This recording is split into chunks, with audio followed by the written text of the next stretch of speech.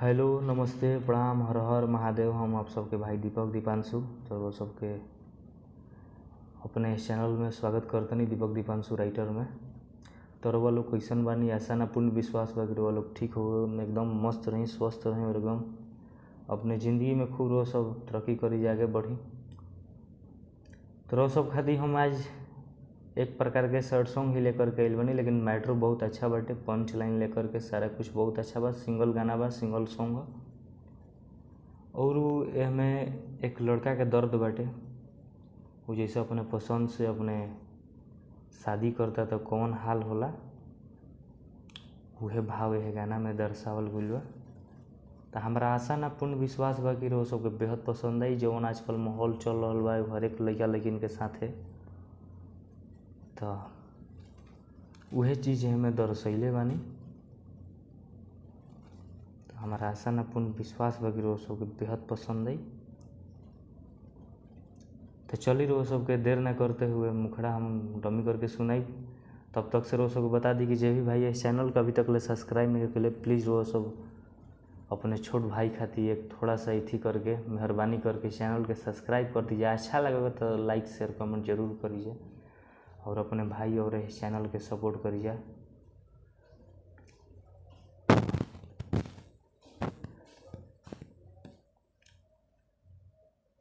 रउआ सबके सपोर्ट के बिना हर एक कलाकार के ज़िंदगी अधूरा रहेला। रउआ सबके सपोर्ट के कामना बाटे, प्लीज़ रउआ सब पहले जैसे ही सपोर्ट करिए। अब रेगुलर रउआ सब खातिर हम वीडियो लेकर के रोज़ लेकर के कुछ दिक्कत के वजह से भैया रोज़ घड़ी हम एक माह से ज़्यादा हो गल कुछ दिक्कत में बानी, एक खातिर हम रोज़ सबसे क्षमा चाहतनी। तो पहले जैसा ही एकदम माहौल रही, एकदम नया नया चीज़, नया नया ट्रैक, पुराना ट्रैक, सब कुछ रोज़ सबको अब रेगुलर मिली। अब तो सावन के महीना ख़त्म हो गल, हम रोज़ सबको थी सावन ना लिख पैनी है, एक खातिर सॉरी। तो है दिल से सॉरी के अपने भाई लोग के असो हम सावन ना दे पैनी। तो चलिए लोकगीत और देवी गीत के रोज़ सबके इंतजार रही। रोज़ सब खातिर भरपूर एकदम मेहनत जारी भी अभी से, बस कुछ दिन के बाद तुरंत देवी गीत भी है सब। तो चलिए रोज़ सब बनैले अपन प्यार और आशीर्वाद अपने भाई पर बनैले रही जब चैनल पर। देर ना करते हुए हम मुखड़ा के डमी करते नहीं। अरे चलाई बुहु कुमाए जानो जननी ना हो पहिले। दो बार बा। चलाई बुहु कुमाए जानो जननी ना हो पहिले। जब अपने पसंद से कोई हो शादी, तो अपने से सब दुख सहिले। चलाई बुहु कुमाए जानो जननी ना हो पहिले। चलाई बुहु कुमाए जानो जननी ना हो पहिले। ती हमनी के मुखड़ा रहा तो सब जरूर बताइए जाए कि हाँ का लिखल बाटे, कैसन लिखल बा। अपन कमेंट, अपन प्यार जो सब अपने छोट भाई के जरूर देहब जाए और असी बनैले रही जाए। तो चलिए वो सबके हम फर्स्ट अंतरा के डमी करके सुनावत नहीं। तो देखिए हमने कि फर्स्ट अंतरा बाटे। तो जे भी भाई के पर्सनली सॉन्ग के जरूरत हुई, भाई कॉल व्हाट्सएप के जरिए संपर्क कर सकताने।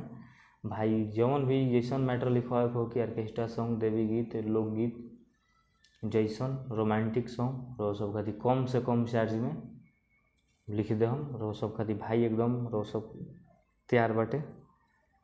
तो चलिए फर्स्ट अंतरा के डमी करके सुनावत नहीं। जनती त तुहारा से करती ना शादी, कके लभ मारे जे जानू कोले नी बर्बादी।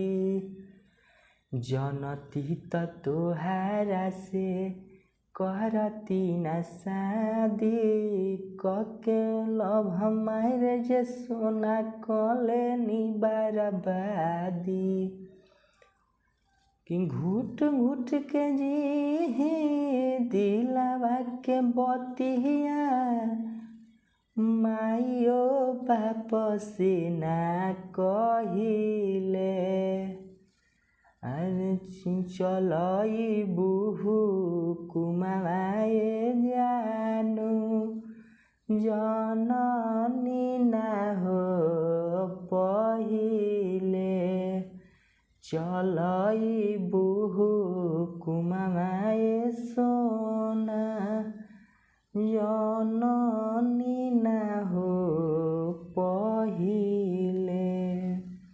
तो हमने के फर्स्ट आंसर रहा रो सबके क्वेश्चन लागल रो सब जरूर कमेंट करब जे जरूर बतलाइब जे कि हाँ क्वेश्चन मैटर वो सबके लिखले बानी।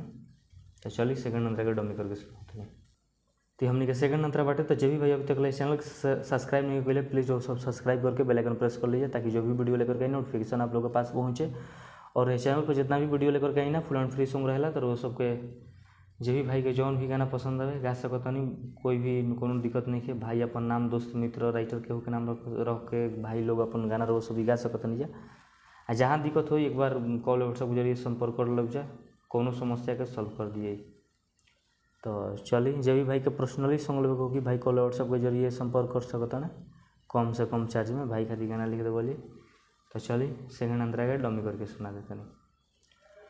तुहरे चलते भैनी जानू समाज से दूर हो आऊ होता न मारे जमाना के चले के नई खेलूर हो तुहरे चलते भैनी सोना गाँव घर से दूर हो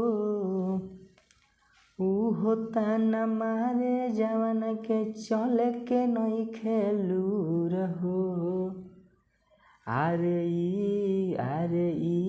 हे हो टेंशन में चंदन सही के सब रहिले चलई बुहु कुमाए जानू जननी ना हो पहिले चलई बुहु कुमाए सोना जननी ना हो पहिले।